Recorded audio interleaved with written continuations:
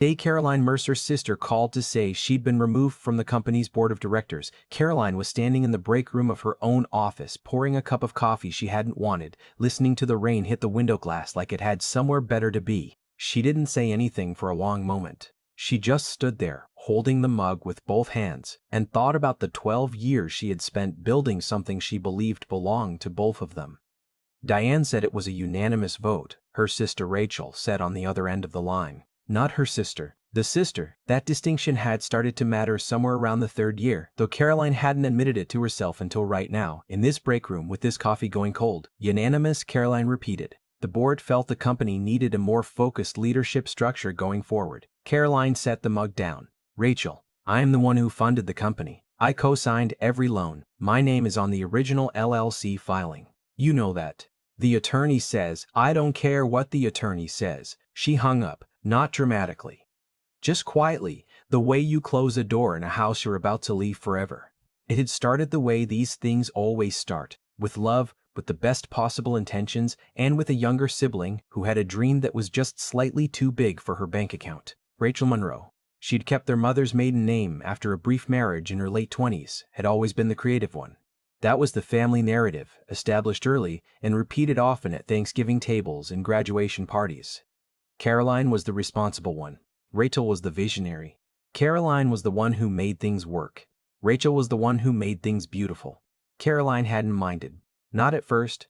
She was 31 when Rachel came to her with a business plan for a home staging and interior design firm she wanted to launch in Charlotte. She had a portfolio, a client list, a vision board that covered an entire wall of her apartment. What she didn't have was $40,000 in startup capital, a credit score that would satisfy a commercial lender, or any real understanding of how to run a business. You have all of that, Rachel had said, sitting across from Caroline at her kitchen table, the business plan spread between them. You're an accountant, you know exactly how this stuff works, and you believe in me, right? You've always believed in me. That last sentence. Caroline would think about it many times in the years that followed. The way Rachel had said it not as a question but as a fact already agreed upon, a foundation so solid it required no examination. She did believe in Rachel. That part was true. Rachel had genuine talent, an eye for space and color and proportion that clients fell in love with on sight, so Caroline co-signed the initial loan. She set up the LLC. She handled the bookkeeping for the first 2 years while working her own full-time job at a mid-size accounting firm, spending her evenings reconciling Rachel's receipts and chasing down vendor invoices. She also put in $18,000 of her own savings when the company hit a cash flow crisis in year 2, after a contractor dispute ate up their operating reserve. She documented it carefully, a promissory note, signed by both of them, notarized, filed. Rachel had rolled her eyes a little at the paperwork. We're sisters, she'd said. This feels so transactional. It protects both of us, Caroline had told her. Rachel had signed it, and then she'd mostly forgotten it existed. The company grew.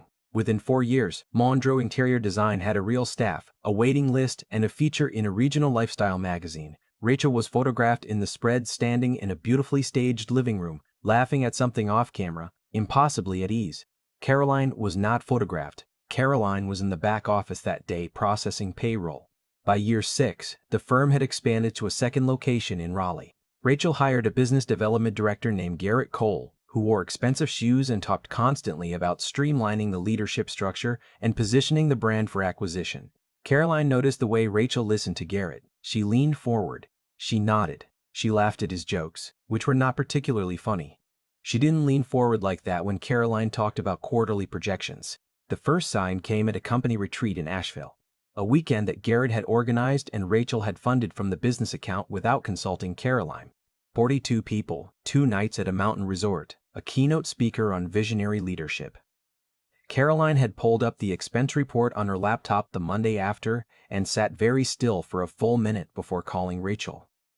It was an investment in team culture, Rachel said. It was $31,000 we hadn't budgeted for. Garrett says companies that invest in their teams outperform, Rachel.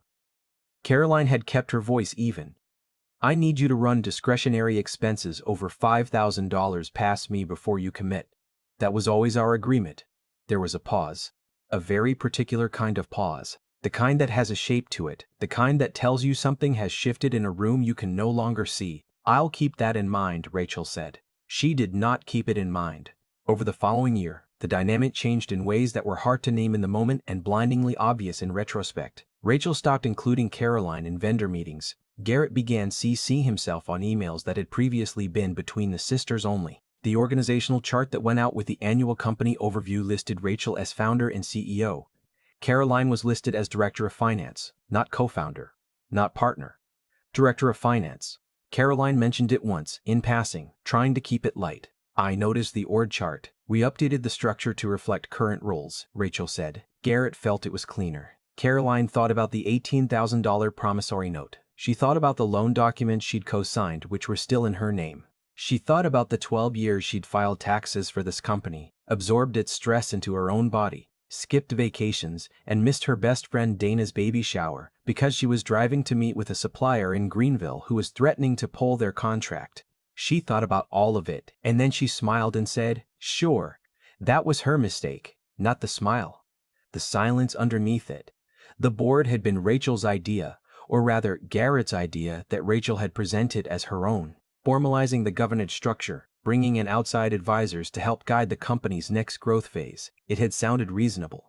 Caroline had agreed. She'd even helped draft the initial board charter. What she had not fully absorbed, until it was too late, was that Garrett had spent 8 months quietly cultivating those outside board members. Golf weekends. Dinners.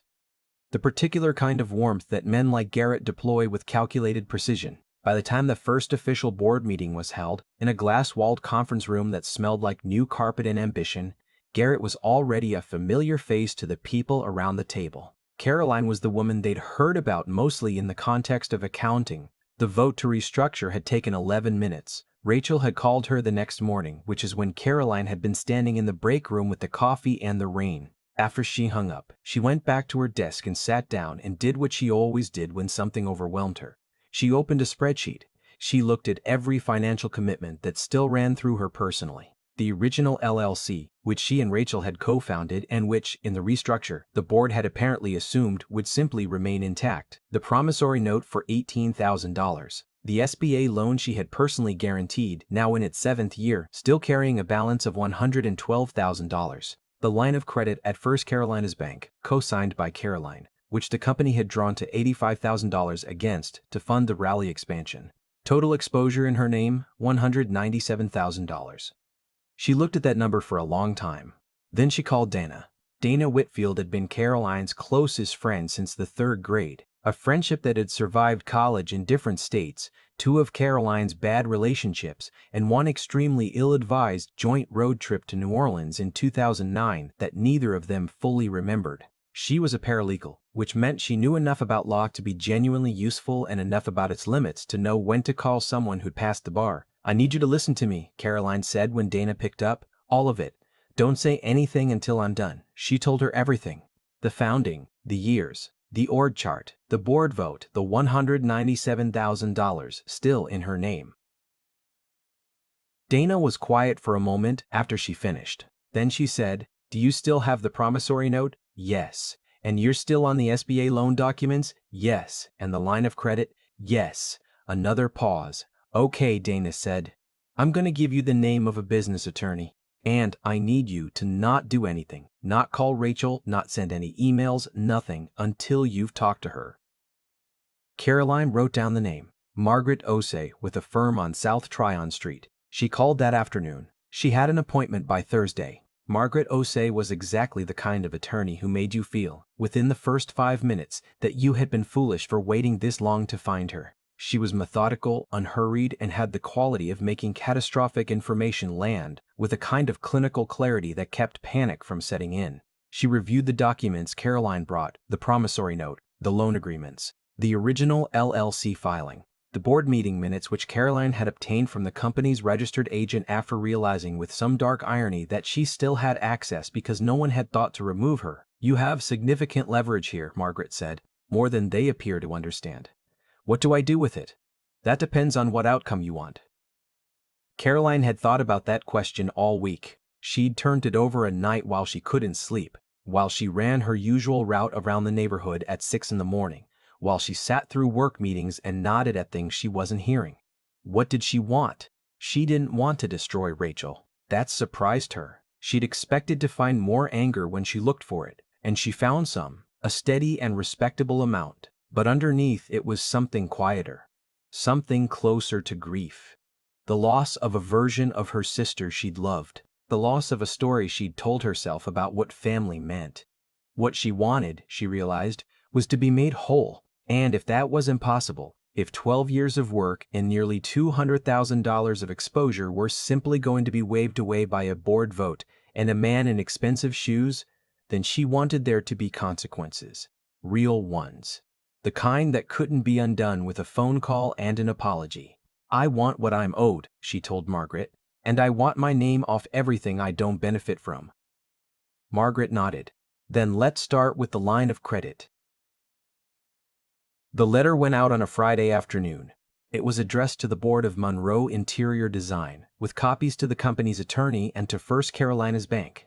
It was 4 paragraphs long and very polite, and it informed all parties that Caroline Mercer, as co-signer on the company's primary line of credit, was initiating a formal review of the obligation in light of recent changes to her role and standing within the organization. In plainer language, she was notifying the bank that she intended to request her removal as guarantor and, in the event that the company could not secure an alternative guarantee, she would be required to consider her options regarding the outstanding balance. Her options, in this context, was a phrase that carried considerable weight. Margaret had explained them carefully. If the company couldn't replace her guarantee, and given their current debt load, it was unlikely any bank would simply substitute a new cosigner without full underwriting. The bank could call the loan, all $85,000. The response came the following Monday, not from Rachel, from Garrett. He called Caroline's cell phone directly, which meant Rachel had given him her number, which meant Rachel knew this was happening and had sent Garrett to handle it. That small fact landed somewhere in Caroline's chest and stayed there. "I think there's been a misunderstanding," Garrett said. He used his smooth voice, the one he deployed in negotiations. "The board restructure wasn't intended to diminish your contributions. We're still hoping you'll remain in an advisory capacity, Garrett," Caroline said. "This is a legal matter. Please have your attorney contact Margaret Osei. Her contact information is on the letter." Silence. The kind that has a different shape than Rachel's silences. This one was calculating rather than wounded. "You're going to hurt a lot of people who had nothing to do with this," he said. "The staff, the vendors. I'm going to make sure I'm not personally liable for $197,000 in debt for a company I was just removed from," Caroline said. "If that causes complications, I'd suggest the board address them." She hung up and realized her hands were not shaking. She'd expected them to shake. The next 6 weeks were not easy. She won't pretend they were. Rachel called twice in the first week.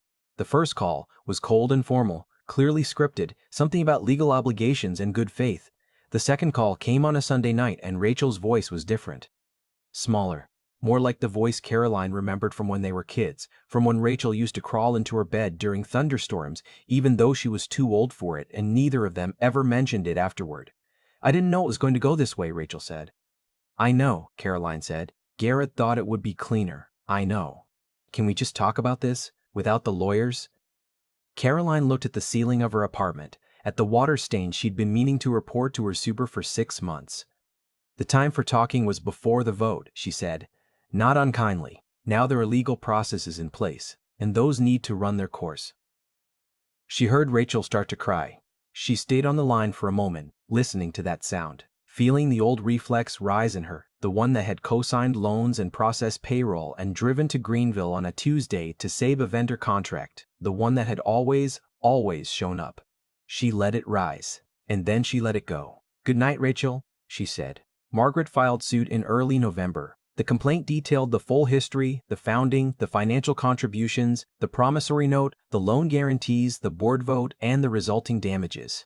It sought repayment of the $18,000 promissory note plus interest, compensation for 12 years of documented financial services rendered to the company, and release of Caroline's personal guarantees on all outstanding debt. The number on the complaint was $340,000. She had not arrived at that number by being dramatic. Margaret had helped her calculate it methodically. Actual hours, documented contributions, going rate for comparable accounting and consulting services, interest on the promissory note, exposure on the loans. It was, if anything, conservative. The company settled 4 months later, in March, for $285,000 in full release of all personal guarantees. The settlement also required the company to remove Caroline's name from all debt instruments within 60 days and to issue a formal written acknowledgement of her co-founding status, which would be incorporated into the company's official history. That last part had been Caroline's idea. Margaret had raised an eyebrow at it. "It's unusual," she'd said. "I know," Caroline said. "I want it anyway." Dana took her out for dinner the night the settlement was finalized. A nice place downtown with good wine and candlelight and a menu that Caroline actually read instead of scanning for the cheapest thing. "How do you feel?" Dana asked. Caroline thought about it honestly. "Strange," she said. "Like I've been carrying something heavy for so long that I forgot what it felt like not to, and now I've put it down and I keep reaching for it." Dana refilled her wine glass. "Give it time. Rachel sent a text this morning. Just said congratulations. What did you say? Nothing yet." She thought about what she might say eventually. Not forgiveness, exactly. That word felt too large and too simple at the same time, like trying to pack a complicated weather system into a single word. More like acknowledgement.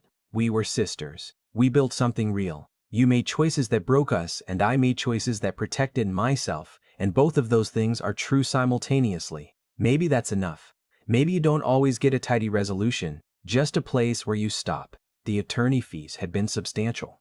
The 4 months of litigation had been exhausting in a way that settled into her bones like a long winter. She'd lost a sister, or at least the sister she'd believed she had, and that loss didn't feel like freedom so much as it felt like a door that used to open onto something warm, now opening onto a quiet, neutral sky. But she had $285,000 in a settlement account, and her name was off every piece of debt she'd never asked to carry. She had Dana across a candlelit table. She had a job she was good at and an apartment she liked and a running route she knew by heart.